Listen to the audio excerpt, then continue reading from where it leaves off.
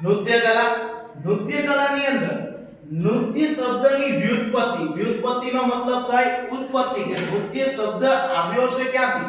તો નૃત્ય શબ્દ જે છે એ નૃત્ય શબ્દની ઉત્પત્તિ આપણને જોવા મળે છે સંસ્કૃત ભાષાના નૃત્ય શબ્દ પર. નૃત્ય, આ નૃત્યનો મતલબ થાય છે નૃત્ય કરવું. એના ઉપરથી નૃત્ય જે છે, જે કલા છે ડાન્સ કરવાની, નૃત્ય કરવાની, એ તાલ અને લય સાથે સૌંદર્યની અનુભૂતિ કરાવે છે. નૃત્ય કલાના આદિદેવ પૂછાય છે કોણ છે? ભગવાન શિવ.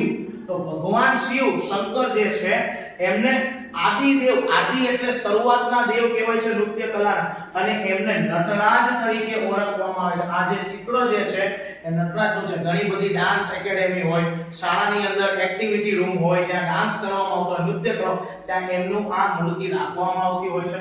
નટરાજ શિવે પૃથ્વીવાસીઓને નૃત્ય કલા શીખવવા માટે સ્વર્ગમાંથી પૃથ્વી ઉપર આ કલા સર્વપ્રથમ લાવ્યા હોવાની માન્યતા રહેલી છે.